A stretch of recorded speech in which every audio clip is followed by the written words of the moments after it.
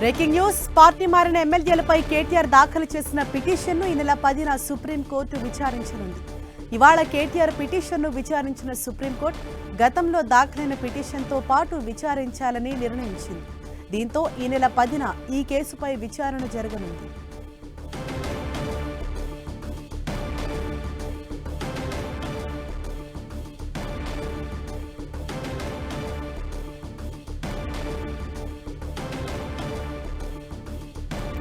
ఇదే విషయంపై మరింత సమాచారాన్ని మా ప్రతినిధి శ్రీకాంత్ మనకు అందిస్తారు. శ్రీకాంత్, పార్టీ ఫిరాయించిన ఎమ్మెల్యేలపై మరో అడుగు బీఆర్ఎస్ ముందుకు వేసిందని చెప్పుకోవచ్చు. గత కొన్ని రోజులుగా న్యాయ పోరాటం చేస్తున్న బీఆర్ఎస్ పార్టీ సుప్రీంకోర్టులో మరో పిటిషన్ దాఖలు చేసింది. గత వారం దాఖలు చేసిన పిటిషన్, అంతకుముందు దాఖలు చేసిన పిటిషన్ కూడా ఈరోజు విచారణకు వచ్చాయి.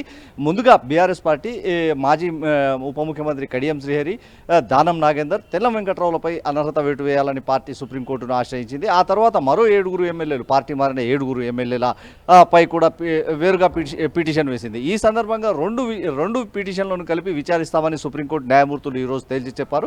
బీఆర్ఎస్ పార్టీ పరంగా చూసుకుంటే గతంలో అంటే పార్టీ ఫిరాయించిన ఎమ్మెల్యేల నియోజకవర్గాల్లో ఇతర రాష్ట్రాల్లో తీర్పులను బీఆర్ఎస్ పార్టీ పూర్తిగా పరిశీలించింది. రాజ్యాంగ నిపుణులతో ఇందుకు సంబంధించి పూర్తి చర్చలు జరిపింది.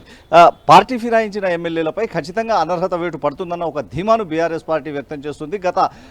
ఇటీవల గత వారం 10 రోజుల క్రితం జరిగిన బహిరంగ సభలో కూడా పార్టీ వర్కింగ్ ప్రెసిడెంట్ కేటీఆర్ ఇదే అంశాన్ని ప్రస్తావించడం జరిగింది. ఈ ఏడాది ఖచ్చితంగా పార్టీ ఫిరాయించిన ఎమ్మెల్యేల నియోజకవర్గాల్లో ఉప ఎన్నికలు వస్తాయని, ఎన్నికలు ఎదుర్కొంది కార్యకర్తలు సిద్ధం కావాలని పార్టీ వర్కింగ్ ప్రెసిడెంట్ పిలుపునిచ్చారు. ఈరోజు సుప్రీంకోర్టు తీర్పు రెండు పిటిషన్లను కలిపి విచారించాలని నిర్ణయించడంతో పాటు పార్టీ ఫిరాయించిన ఎమ్మెల్యేలకు నోటీసులు కూడా జారీ చేసింది. ఈ నేపథ్యంలో పార్టీ ఫిరాయించిన ఎమ్మెల్యేలు ఎలా స్పందిస్తారు, తదుపరి చర్యలు అంటే న్యాయపరంగా ఎలాంటి చర్యలు ఉంటాయన్న ఒక ఆసక్తి మాత్రం రాష్ట్ర రాజకీయాల్లో మొదలైందని చెప్పుకోవచ్చు. గతంలో ఇందుకు సంబంధించి పార్టీ ఫిరాయించిన ఎమ్మెల్యేలపై అంటే మహారాష్ట్ర కానీ ఇతర రాష్ట్రాల్లో కానీ ఉటంకించిన తీర్పులను సుప్రీంకోర్టు గత విచారణ సందర్భంగా ప్రస్తావించింది. పార్టీ ఫిరాయించిన ఎమ్మెల్యేలపై చర్యలు తీసుకునేందుకు ఎంత సమయం తీసుకుంటారో స్పీకర్ వెల్లడించాలన్న ఒక సూచనను సుప్రీంకోర్టు చేసిన నేపథ్యంలో ఇప్పుడు ఈ 2 పిటిషన్లను కలిపి 10వ తేదీ నుంచి విచారణ మొదలు పెడితే ఈ విచారణలో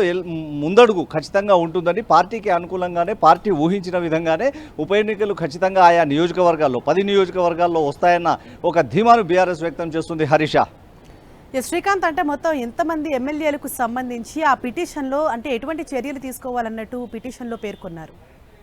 అంటే బీఆర్ఎస్ పార్టీ తరపున గత అసెంబ్లీ ఎన్నికల్లో 2018 అసెంబ్లీ ఎన్నికల్లో 2023 అసెంబ్లీ ఎన్నికల్లో పోటీ చేసిన శాసనసభ్యులు 10 మంది బీఆర్ఎస్ పార్టీని వీడి కాంగ్రెస్ పార్టీలో చేరడం జరిగింది. ఆ 10 మంది ఎమ్మెల్యేలకు సంబంధించి బీఆర్ఎస్ ముందుగా పార్టీ మారిన కడియం శ్రీహరి, దానం నాగేందర్, తెల్లం వెంకట్రావుల పిటిషన్లను ముందుగా న్యాయస్థానానికి ఆశ్రయించింది. ఆ తర్వాత పార్టీ మారిన మరి 7 ఎమ్మెల్యేలు కాళే యాదయ్య, బండ్ల కృష్ణమోహన్ రెడ్డి, ప్రకాష్ గౌడ్, అరకపూడి గాంధీ, సంజయ్, జగిత్యాల సంజయ్ లాంటి ఈ ఎమ్మెల్యేల పై కూడా అనర్హత వేటు వేసేలా సుప్రీంకోర్టు చర్యలు తీసుకోవాలని న్యాయస్థానాన్ని ఆశ్రయించింది. ఈ నేపథ్యంలో సుప్రీంకోర్టు ఇందుకు సంబంధించి పూర్తి విచారణ చేపట్టేందుకు 2 పిటిషన్లను కలిపి విచారిస్తామని ఈరోజు నిర్ణయాన్ని వెలిపిస్తూనే పార్టీ ఫిరాయించిన ఎమ్మెల్యేలకు నోటీసులు కూడా జారీ చేసింది. దీంతో ఈ విచారణ మరింత ముమ్మరం అయ్యే అవకాశం ఉంటుందని పార్టీ భావిస్తుంది. ఈ ఏడాదిలోపు ఖచ్చితంగా ఎన్నికలు వస్తాయన్న ఒక ధీమాను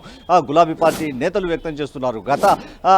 వివిధ రాష్ట్రాల్లో గతంలో సుప్రీంకోర్టు ఇచ్చిన తీర్పులకు అనుగుణంగా పలువురు ఎమ్మెల్యేలపై అనర్హత వేటు పడ్డ విషయాన్ని కూడా బీఆర్ఎస్ నేతలు గుర్తు చేస్తున్నారు. అదే తీర్పులు ఇప్పుడు రాష్ట్రంలో పార్టీ ఫిరాయించిన ఎమ్మెల్యేలకు కూడా వర్తిస్తాయని బీఆర్ఎస్ నేతలు చెప్తున్నారు. Harisha, right, thank you Srikanth.